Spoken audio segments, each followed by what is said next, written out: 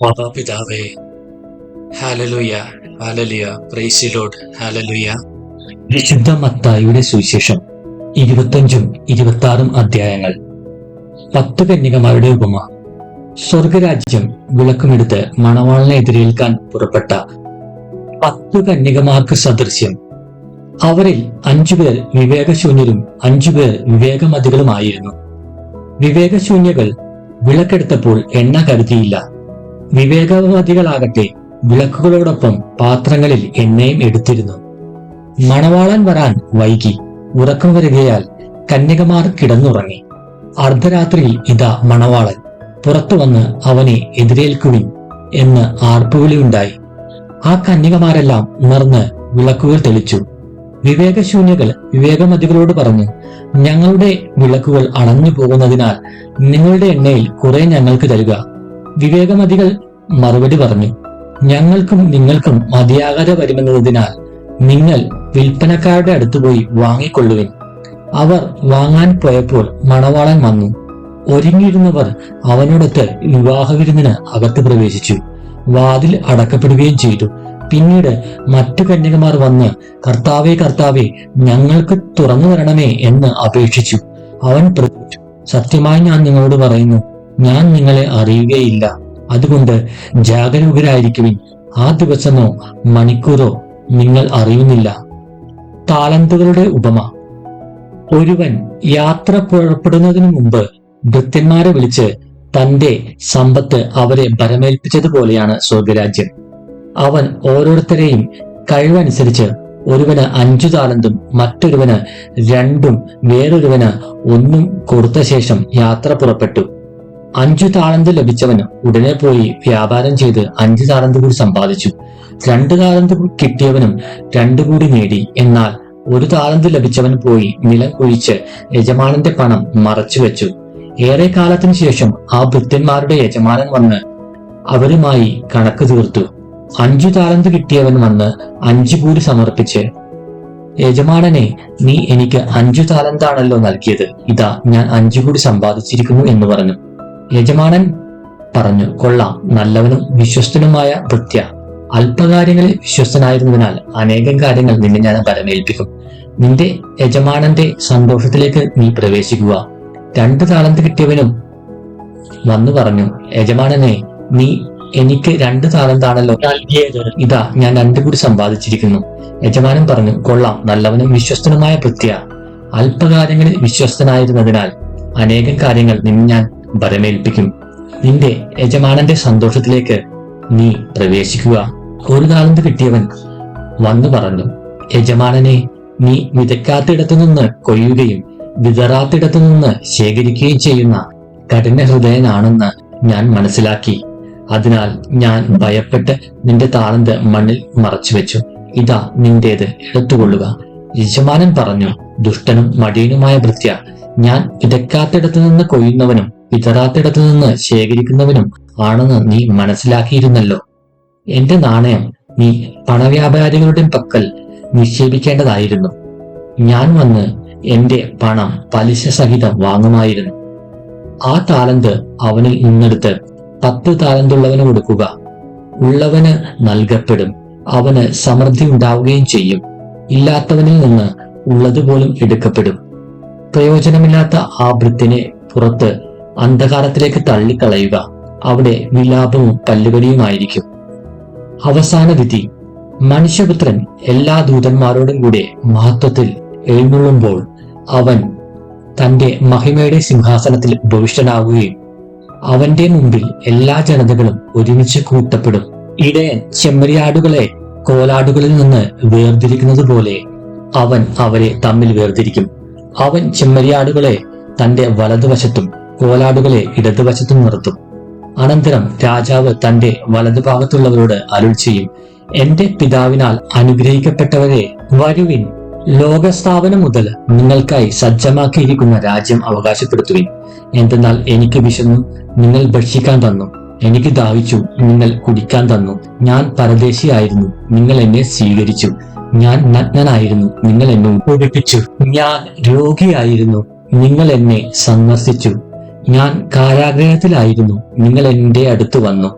അപ്പോൾ നീതിമാന്മാർ ഇങ്ങനെ മറുപടി പറയും, കർത്താവെ, നിന്നെ വിശക്കുന്നവനായി കണ്ട് ഞങ്ങൾ ആഹാരം നൽകിയതും ദാഹിക്കുന്നവനായി കണ്ട് കുടിക്കാൻ നൽകിയതും എപ്പോൾ? നിന്നെ പരദേശിയായി കണ്ട് സ്വീകരിച്ചതും നഗ്നനായി കണ്ട് ഉടുപ്പിച്ചതും എപ്പോൾ? നിന്നെ ഞങ്ങൾ രോഗാവസ്ഥയിലോ കാരാഗ്രഹത്തിലോ കണ്ട് സന്ദർശിച്ചത് എപ്പോൾ? രാജാവ് മറുപടി പറയും, സത്യമായി ഞാൻ നിങ്ങളോട് പറയുന്നു, എന്റെ ഏറ്റവും എളിയ ഈ സഹോദരന്മാരിൽ ഒരുവന് നിങ്ങൾ ഇത് ചെയ്തു കൊടുത്തപ്പോൾ എനിക്ക് തന്നെയാണ് ചെയ്തു തന്നത്. അനന്തരം അവൻ തന്റെ ഇടത്തുഭാഗത്തുള്ളവരോട് പറയും, ശപിക്കപ്പെട്ടവരെ, നിങ്ങൾ എന്നിൽ നിന്നകന്ന് പിശാചിനും അവന്റെ ദൂതന്മാർക്കുമായി സജ്ജമാക്കിയിരിക്കുന്ന നിത്യാഗ്നിയിലേക്ക് പോകുവിൻ. എനിക്ക് വിശന്നു, നിങ്ങൾ ആഹാരം തന്നില്ല. എനിക്ക് ദാഹിച്ചു, നിങ്ങൾ കുടിക്കാൻ തന്നില്ല. ഞാൻ പരദേശിയായിരുന്നു, നിങ്ങൾ എന്നെ സ്വീകരിച്ചില്ല. ഞാൻ നഗ്നനായിരുന്നു, നിങ്ങൾ എന്നെ ഉടുപ്പിച്ചില്ല. രോഗാവസ്ഥയിലും കാരാഗ്രഹത്തിലുമായിരുന്നു, നിങ്ങൾ എന്നെ സന്ദർശിച്ചില്ല. അപ്പോൾ അവർ ചോദിക്കും, കർത്താവെ, ഞങ്ങൾ നിന്നെ വിശക്കുന്നവനോ ദാഹിക്കുന്നവനോ പരദേശിയോ നഗ്നനോ രോഗിയോ കാരാഗ്രഹത്തിൽ കഴിയുന്നവനോ ആയി കണ്ടതും നിനക്ക് ശുശ്രൂഷ ചെയ്യാതിരുന്നതും എപ്പോൾ? അവൻ മറുപടി പറയും, സത്യമായി ഞാൻ നിങ്ങളോട് പറയുന്നു, ഈ ഏറ്റവും എളിയവരിൽ ഒരുവന് നിങ്ങൾ ഇത് ചെയ്യാതിരുന്നപ്പോൾ എനിക്ക് തന്നെയാണ് ചെയ്യാതിരുന്നത്. ഇവർ നിത്യശിക്ഷയിലേക്കും നീതിമാന്മാർ നിത്യജീവനിലേക്കും പ്രവേശിക്കും. 26-ാം അധ്യായം. യേശുവിനെ വധിക്കാൻ ആലോചന. യേശു ഈ വചനങ്ങളെല്ലാം അവസാനിപ്പിച്ച ശേഷം ശിഷ്യന്മാരോട് പറഞ്ഞു, 2 ദിവസം കഴിഞ്ഞ് പെസഹയാണെന്ന് നിങ്ങൾക്കറിയാമല്ലോ. മനുഷ്യപുത്രൻ ക്രൂശിക്കപ്പെടാനായി ഏൽപ്പിക്കപ്പെടും. പ്രധാന പുരോഹിതന്മാരും ജനപ്രമാണികളും കയ്യഫാസ് എന്നു പേരായ പ്രധാന ആചാര്യന്റെ കൊട്ടാരത്തിൽ സമ്മേളിച്ച് യേശുവിനെ ചതിവിൽ പിടികൂടി വധിക്കേണ്ടതെങ്ങനെയെന്ന് ആലോചിച്ചു. അവർ പറഞ്ഞു, തിരുനാൾ ദിവസം വേണ്ട, ജനങ്ങൾ ബഹളമുണ്ടാക്കും. ബഥാനിയായിലെ തൈലാഭിഷേകം. യേശു ബഥാനിയായിൽ കുഷ്ഠരോഗിയായ ശിമിയോന്റെ ഭവനത്തിൽ ഇരിക്കുമ്പോൾ വിലയേറിയ സുഗന്ധ തൈലം നിറച്ച ഒരു വെൺകൽപാത്രവുമായി ഒരു സ്ത്രീ അവനെ സമീപിച്ചു. അവൻ ഭക്ഷണത്തിലിരിക്കുമ്പോൾ അവൾ തൈലം അവന്റെ ശിരസിൽ ഒഴിച്ചു. ഇത് കണ്ട ശിഷ്യന്മാർ കോപത്തോടെ പറഞ്ഞു, എന്തിന് ഈ പാഴ്ചെലവ്? ഈ സുഗന്ധ തൈലം നല്ല വിലയ്ക്ക് വിറ്റ് ദരിദ്രർക്ക് കൊടുക്കാമായിരുന്നില്ലേ? യേശു ഇത് ഗ്രഹിച്ച് അവരോട് പറഞ്ഞു, എന്തിന് നിങ്ങൾ ഈ സ്ത്രീയെ വിഷമിപ്പിക്കുന്നു? ഇവൾ എനിക്ക് വേണ്ടി ഒരു നല്ല കാര്യം ചെയ്തിരിക്കുന്നു. ദരിദ്രർ എപ്പോഴും നിങ്ങളോട് കൂടെയുണ്ട്, ഞാനാകട്ടെ എപ്പോഴും നിങ്ങളോട് കൂടെ ഉണ്ടായിരിക്കുകയില്ല. എന്നെ സംസ്കരിക്കുന്നതിനുള്ള ഒരുക്കമായിട്ടാണ് ഇവൾ എന്റെ ശിരസിൽ തൈലം പൂശിയത്. സത്യമായി ഞാൻ നിങ്ങളോട് പറയുന്നു, ലോകത്തിൽ എവിടെയെല്ലാം ഈ സുവിശേഷം പ്രസംഗിക്കപ്പെടുമോ അവിടെയെല്ലാം ഇവൾ ചെയ്ത കാര്യവും ഇവളുടെ സ്മരണയ്ക്കായി പ്രസ്താവിക്കപ്പെടും. യൂദാസിന്റെ വഞ്ചന. 12 പേരിൽ ഒരുവനായ യൂദാസ് സക്കറിയോത്ത പ്രധാന പുരോഹിതന്മാരുടെ അടുത്തു ചെന്ന് ചോദിച്ചു, ഞാൻ അവനെ നിങ്ങൾക്ക് ഏൽപ്പിച്ചു തന്നാൽ നിങ്ങൾ എനിക്ക് എന്തു തരും? അവർ അവന് 30 വെള്ളി നാണയങ്ങൾ വാഗ്ദാനം ചെയ്തു. അപ്പോൾ മുതൽ അവൻ യേശുവിനെ ഒറ്റിക്കൊടുക്കാൻ അവസരം അന്വേഷിച്ചുകൊണ്ടിരുന്നു. പെസഹ ആചരിക്കുന്നു. പുളിപ്പില്ലാത്ത അപ്പത്തിന്റെ 1-ാം ദിവസം ശിഷ്യന്മാർ യേശുവിന്റെ അടുത്ത് വന്നു ചോദിച്ചു, നിനക്ക് പെസഹ എവിടെ ഒരുക്കണമെന്നാണ് നീ ആഗ്രഹിക്കുന്നത്? അവൻ പറഞ്ഞു, നിങ്ങൾ പട്ടണത്തിൽ പോയി ഇന്നയാളുടെ അടുത്ത് എന്ന് പറയുക. ഗുരു പറയുന്നു, എന്റെ സമയം സമാഗതമായി. ഞാൻ എന്റെ ശിഷ്യന്മാരോടുകൂടെ നിന്റെ വീട്ടിൽ പെസഹ ആചരിക്കും. യേശു നിർദ്ദേശിച്ചതുപോലെ ശിഷ്യന്മാർ പെസഹ ഒരുക്കി. വൈകുന്നേരമായപ്പോൾ അവൻ 12 ശിഷ്യന്മാരോടൊത്ത് ഭക്ഷണത്തിനിരുന്നു. ഭക്ഷിച്ചുകൊണ്ടിരിക്കെ അവൻ പറഞ്ഞു, സത്യമായി ഞാൻ നിങ്ങളോട് പറയുന്നു, നിങ്ങളിൽ ഒരുവൻ എന്നെ ഒറ്റിക്കൊടുക്കും. അവർ അതീവ ദുഃഖിതരായി, കർത്താവെ, അത് ഞാൻ അല്ലല്ലോ എന്ന് ഓരോരുത്തരും അവനോട് ചോദിക്കാൻ തുടങ്ങി. അവൻ പ്രതിവചിച്ചു, എന്നോടുകൂടെ പാത്രത്തിൽ കൈമുക്കുന്നവൻ എന്നെ ഒറ്റിക്കൊടുക്കും. മനുഷ്യപുത്രൻ എഴുതപ്പെട്ടിരിക്കുന്നത് പോലെ പോകുന്നു. എന്നാൽ മനുഷ്യപുത്രനെ ആര് ഒറ്റിക്കൊടുക്കുന്നുവോ അവന് ദുരിതം. ജനിക്കാതിരുന്നെങ്കിൽ അവന് നന്നായിരുന്നു. അവനെ ഒറ്റിക്കൊടുക്കാനിരുന്ന യൂദാസ് അവനോട് ചോദിച്ചു, ഗുരു, അത് ഞാനോ? അവൻ പറഞ്ഞു, നീ പറഞ്ഞു കഴിഞ്ഞു. പുതിയ ഉടമ്പടി. അവർ ഭക്ഷിച്ചുകൊണ്ടിരിക്കുമ്പോൾ യേശു അപ്പമെടുത്ത് ആശീർവദിച്ചു മുറിച്ച് ശിഷ്യന്മാർക്ക് കൊടുത്തുകൊണ്ട് അരുൾ ചെയ്തു, വാങ്ങി ഭക്ഷിക്കുവിൻ, ഇത് എന്റെ ശരീരമാണ്. അനന്തരം പാനപാത്രമെടുത്ത് കൃതജ്ഞതാസ്തോത്രം ചെയ്ത് അവർക്ക് കൊടുത്തുകൊണ്ട് പറഞ്ഞു, നിങ്ങളെല്ലാവരും ഇതിൽ നിന്ന് പാനം ചെയ്യുവിൻ. ഇത് പാപമോചനത്തിനായി അനേകർക്ക് വേണ്ടി ചിന്തപ്പെടുന്നതും ഉടമ്പടിയുടേതുമായ എന്റെ രക്തമാണ്. ഞാൻ നിങ്ങളോട് പറയുന്നു, എന്റെ പിതാവിന്റെ രാജ്യത്തിൽ നിങ്ങളോടൊത്ത് നവമായി ഇത് പാനം ചെയ്യുന്ന ദിവസം വരെ മുന്തിരിയുടെ ഈ ഫലത്തിൽ നിന്ന് ഞാൻ വീണ്ടും കുടിക്കുകയില്ല. സ്വസ്ത്രഗീതം ആലപിച്ച ശേഷം അവർ ഒലിവുമലയിലേക്ക് പോയി. പത്രോസ് ഗുരുവിനെ നിഷേധിക്കും. യേശു അവരോട് പറഞ്ഞു, ഈ രാത്രി നിങ്ങൾ എല്ലാവരും എന്നിൽ ഇടറും.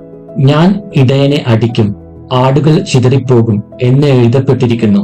എന്നാൽ ഞാൻ ഉയർപ്പിക്കപ്പെട്ട ശേഷം നിങ്ങൾക്ക് മുമ്പേ ഗലീലയിലേക്ക് പോകും. അപ്പോൾ പത്രോസ് അവനോട് പറഞ്ഞു, എല്ലാവരും നിന്നിൽ ഇടറിയാലും ഞാൻ ഇടറുകയില്ല. യേശു പറഞ്ഞു, സത്യമായി ഞാൻ നിന്നോട് പറയുന്നു, ഈ രാത്രി കോഴി കൂകുന്നതിന് മുമ്പ് നീ എന്നെ 3 പ്രാവശ്യം നിഷേധിച്ചു പറയും. പത്രോസ് പറഞ്ഞു, നിന്നോടുകൂടി മരിക്കേണ്ടി വന്നാൽ പോലും ഞാൻ നിന്നെ നിഷേധിക്കുകയില്ല. ഇങ്ങനെ തന്നെ മറ്റെല്ലാ ശിഷ്യന്മാരും പറഞ്ഞു. ഗത്സമേനിയയിൽ പ്രാർത്ഥിക്കുന്നു. അനന്തരം യേശു അവരോടൊത്ത് ഗത്സമേനി എന്ന സ്ഥലത്തെത്തി. അവൻ ശിഷ്യന്മാരോട് പറഞ്ഞു, ഞാൻ പോയി പ്രാർത്ഥിക്കുവോളം നിങ്ങൾ ഇവിടെ ഇരിക്കുക. അവൻ പത്രോസിനെയും സെബദിയുടെ 2 പുത്രന്മാരെയും കൂടെ കൊണ്ടുപോയി ദുഃഖിക്കാനും അസ്വസ്ഥനാകാനും തുടങ്ങി. അവൻ അവരോട് പറഞ്ഞു, തീവ്ര ദുഃഖത്താൽ ഞാൻ മരണത്തോളം എത്തിയിരിക്കുന്നു. നിങ്ങൾ എന്നോടൊത്ത് ഉണർന്നിരിക്കുക. അവൻ അല്പദൂരം മുന്നോട്ട് ചെന്ന് കവിണ്ണു വീണ് പ്രാർത്ഥിച്ചു, എന്റെ പിതാവേ, സാധ്യമെങ്കിൽ ഈ പാനപാത്രം എന്നിൽ നിന്ന് അകന്നു പോകട്ടെ. എങ്കിലും എന്റെ ഹിതം പോലെയല്ല, അവിടുത്തെ ഹിതം പോലെ ആകട്ടെ. അനന്തരം അവൻ ശിഷ്യന്മാരുടെ അടുത്തേക്ക് വന്നു. അപ്പോൾ അവർ ഉറങ്ങുന്നത് കണ്ടു. അവൻ പത്രോസിനോട് ചോദിച്ചു, എന്നോടുകൂടെ 1 മണിക്കൂർ ഉണർന്നിരിക്കാൻ നിങ്ങൾക്ക് കഴിഞ്ഞില്ലേ? പ്രലോഭനത്തിൽ അകപ്പെടാതിരിക്കാൻ നിങ്ങൾ ഉണർന്നിരുന്ന് പ്രാർത്ഥിക്കുവിൻ. ആത്മാവ് സന്നദ്ധമെങ്കിലും ശരീരം ബലഹീനമാണ്. 2ാം പ്രാവശ്യവും അവൻ പോയി പ്രാർത്ഥിച്ചു, എന്റെ പിതാവേ, ഞാൻ കുടിക്കാതെ ഇത് കടന്നു പോവുകയില്ലെങ്കിൽ അങ്ങയുടെ ഹിതം നിറവേറട്ടെ. അവൻ വീണ്ടും വന്നപ്പോൾ അവർ ഉറങ്ങുന്നത് കണ്ടു. അവരുടെ കണ്ണുകൾ നിദ്രാഭാരമുള്ളവയായിരുന്നു. അവൻ അവരെ വിട്ട് 3ാം പ്രാവശ്യവും പോയി അതേ പ്രാർത്ഥന ആവർത്തിച്ചു. പിന്നെ അവൻ ശിഷ്യന്മാരുടെ അടുത്ത് വന്ന് പറഞ്ഞു, നിങ്ങൾ ഇപ്പോഴും ഉറങ്ങി വിശ്രമിക്കുന്നുവോ? ഇതാ സമയം അടുത്തിരിക്കുന്നു. മനുഷ്യപുത്രൻ പാപികളുടെ കൈകളിൽ ഏൽപ്പിക്കപ്പെടുന്നു. എഴുന്നേൽക്കുവിൻ, നമുക്ക് പോകാം. എന്നെ ഒറ്റിക്കൊടുക്കുന്നവൻ അടുത്തെത്തിയിരിക്കുന്നു. യേശുവിനെ ഒറ്റിക്കൊടുക്കുന്നു. അവൻ സംസാരിച്ചു കൊണ്ടിരിക്കുമ്പോൾ തന്നെ 12 പേരിൽ ഒരുവനായ യൂദാസ് അവിടെ എത്തി. അവനോടുകൂടിയ പ്രധാന പുരോഹിതന്മാരുടെയും ജനപ്രമാണികളുടെയും അടുക്കൽ നിന്ന് വാളും വടികളുമായി ഒരു ജനക്കൂട്ടവും വന്നിരുന്നു. ഒറ്റുകാരൻ അവർക്ക് ഈ അടയാളം നൽകിയിരുന്നു, ഞാൻ ആരെ ചുംബിക്കുന്നുവോ അവൻ തന്നെ അവനെ പിടിച്ചുകൊള്ളുക. അവൻ പെട്ടെന്ന് യേശുവിന്റെ അടുത്തു ചെന്ന്, ഗുരു, സ്വസ്തി എന്ന് പറഞ്ഞ് അവനെ ചുംബിച്ചു. യേശു അവനോട് ചോദിച്ചു, സ്നേഹിത, നീ എന്തിനാണ് വന്നത്? അപ്പോൾ അവർ മുന്നോട്ട് വന്ന് യേശുവിനെ പിടിച്ചു. യേശുവിനോടുകൂടെ ഉണ്ടായിരുന്നവരിൽ ഒരുവൻ കൈനീട്ടി വാൾ ഊരി പ്രധാന പുരോഹിതന്റെ സേവകനെ വെട്ടി അവന്റെ ചെവി ഛേദിച്ചു കളഞ്ഞു. യേശു അവനോട് പറഞ്ഞു, വാൾ ഉറയിലിടുക. വാളെടുക്കുന്നവൻ വാളാൽ നശിക്കും. എനിക്ക് എന്റെ പിതാവിനോട് അപേക്ഷിക്കാൻ കഴിയുകയില്ലെന്നും ഉടൻ തന്നെ അവിടുന്ന് എനിക്ക് തന്റെ ദൂതന്മാരുടെ 12-ലേറെ വ്യൂഹങ്ങളെ അയച്ചു തരികയില്ലെന്നും നീ വിചാരിക്കുന്നുവോ? അങ്ങനെയെങ്കിൽ ഇപ്രകാരം സംഭവിക്കണമെന്ന വിശുദ്ധ ലിഖിതം എങ്ങനെ നിറവേറും? യേശു ജനക്കൂട്ടത്തോട് പറഞ്ഞു, കവർച്ചക്കാരനെതിരെ എന്ന പോലെ വാളുകളും വടികളുമായി നിങ്ങൾ എന്നെ ബന്ധിക്കുവാൻ വന്നിരിക്കുന്നുവോ? ഞാൻ ദിവസവും ദേവാലയത്തിലിരുന്ന് നിങ്ങളെ പഠിപ്പിച്ചിരുന്നു. നിങ്ങൾ എന്നെ പിടിച്ചില്ല. പ്രവാചകന്മാരിലൂടെ ലിഖിതങ്ങൾ പൂർത്തിയാക്കാൻ വേണ്ടിയാണ് ഇതൊക്കെയും സംഭവിച്ചത്. അപ്പോൾ ശിഷ്യന്മാരെല്ലാവരും അവനെ വിട്ടു ഓടിപ്പോയി. ന്യായാധിപ സംഘത്തിന് മുമ്പിൽ യേശുവിനെ പിടിച്ച് ബന്ധിച്ചവർ പ്രധാന പുരോഹിതനായ കയഫാസിന്റെ അടുത്തേക്ക് അവനെ കൊണ്ടുപോയി. അവിടെ നിയമജ്ഞരും ശ്രേഷ്ഠന്മാരും സമ്മേളിച്ചിരുന്നു. പ്രധാന പുരോഹിതന്റെ മുറ്റം വരെ പത്രോസ് അവനെ അല്പം ദൂരെയായി അനുഗമിച്ചു. അനന്തരം അവൻ അകത്തു കടന്ന് അവസാനം എന്തെന്ന് കാണാൻ പരിചാരകന്മാരോടുകൂടെ ഇരുന്നു. പ്രധാന പുരോഹിതന്മാരും ന്യായാധിപ സംഘവും മുഴുവനും യേശുവിനെ മരണത്തിന് ഏൽപ്പിച്ചു കൊടുക്കേണ്ടതിന് അവനെതിരെ കള്ളസാക്ഷ്യം അന്വേഷിച്ചു. പല കള്ളസാക്ഷ്യങ്ങൾ വന്നെങ്കിലും അവർക്ക് സാക്ഷ്യമൊന്നും കിട്ടിയില്ല. അവസാനം രണ്ടുപേർ മുന്നോട്ട് വന്ന് ഇപ്രകാരം പറഞ്ഞു: ഈ ദേവാലയം നശിപ്പിക്കാനും 3 ദിവസം കൊണ്ട് നിർമ്മിക്കാനും എനിക്ക് സാധിക്കും എന്ന് ഇവൻ പറഞ്ഞിട്ടുണ്ട്. പ്രധാന പുരോഹിതൻ എഴുന്നേറ്റ് നിന്ന് അവനോട് ചോദിച്ചു: നിനക്ക് മറുപടി ഇല്ലേ? ഇവർ നിനക്കെതിരെ സാക്ഷ്യപ്പെടുത്തുന്നതെന്ത്?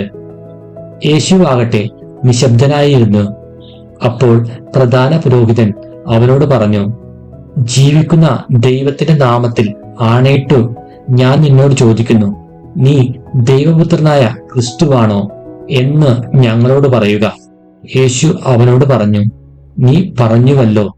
എന്നാൽ ഞാൻ നിന്നോട് പറയുന്നു, ഇപ്പോൾ മുതൽ മനുഷ്യപുത്രൻ ശക്തിയുടെ വലതുഭാഗത്ത് ഉപവിഷ്ടനായിരിക്കുന്നതും വാനമേഘങ്ങളിൽ വരുന്നതും നിങ്ങൾ കാണും. അപ്പോൾ പ്രധാന പുരോഹിതൻ മേലങ്കി കീറിക്കൊണ്ട് പറഞ്ഞു: ഇവൻ ദൈവദൂഷണം പറഞ്ഞിരിക്കുന്നു. ഇനി സാക്ഷികളെ കൊണ്ട് നമുക്ക് എന്താവശ്യം? ഇതാ ദൈവദൂഷണം നിങ്ങൾ ഇപ്പോൾ കേട്ടുവല്ലോ. നിങ്ങൾക്ക് എന്ത് തോന്നുന്നു? അവർ പ്രതിഫലിച്ചു: അവൻ മരണത്തിന് അർഹനാണ്. അനന്തരം അവർ അവന്റെ മുഖത്ത് തുപ്പുകയും അവനെ അടിക്കുകയും ചെയ്തു. ക്രിസ്തുവേ, നിന്നെ അടിച്ചതാരെന്ന് ഞങ്ങളോട് പ്രവചിക്കുക എന്ന് പറഞ്ഞുകൊണ്ട് മറ്റു ചിലർ അവനെ കർണത്തടിച്ചു. പത്രോസ് യേശുവിനെ തള്ളിപ്പറയുന്നു. പത്രോസ് പുറത്ത് മുറ്റത്തിരിക്കുകയായിരുന്നു. ഒരു പരിചാരിക അവനെ സമീപിച്ച്, നീയും ഗലീലക്കാരനായ യേശുവിനോടുകൂടെ ആയിരുന്നുവല്ലോ എന്ന് പറഞ്ഞു. നീ പറയുന്നത് എന്താണെന്ന് ഞാൻ അറിയുന്നില്ല എന്ന് അവരുടെ എല്ലാം മുമ്പാകെ അവൻ നിഷേധിച്ചു പറഞ്ഞു. അവൻ കവാടത്തിലേക്ക് പോയപ്പോൾ മറ്റൊരു പരിചാരിക അവനെ കണ്ടു. അവൾ അടുത്തു നിന്നവരോട് പറഞ്ഞു: ഈ മനുഷ്യനും നസ്രായനായ യേശുവിന്റെ കൂടെയായിരുന്നു. ഞാൻ അവനെ അറിയുകയില്ല എന്ന് അവൻ വീണ്ടും ആണയിട്ട് നിഷേധിച്ചു. കുറെ കഴിഞ്ഞപ്പോൾ അടുത്തു നിന്നിരുന്നവർ പത്രോസിനെ സമീപിച്ചു പറഞ്ഞു: നീ അവരിൽ ഒരുവനാണ് തീർച്ച. നിന്റെ സംസാര രീതി തന്നെ ഇത് തെളിയിക്കുന്നു. പത്രോസാകട്ടെ ഞാൻ ആ മനുഷ്യനെ അറിയുകയില്ല എന്ന് പറഞ്ഞ് ശപിക്കാനും ആണയിടാനും തുടങ്ങി. ഉടനെ കോഴി കൂകി. കോഴി കൂകുന്നതിന് മുമ്പ് 3 പ്രാവശ്യം നീ എന്നെ നിഷേധിക്കും എന്ന് യേശു പറഞ്ഞ വാക്കുകൾ അപ്പോൾ പത്രോസ് ഓർമ്മിച്ചു. അവൻ പുറത്തുപോയി ഹൃദയം നൊന്ത് കരഞ്ഞു. Hallelujah, hallelujah, price the Lord, hallelujah.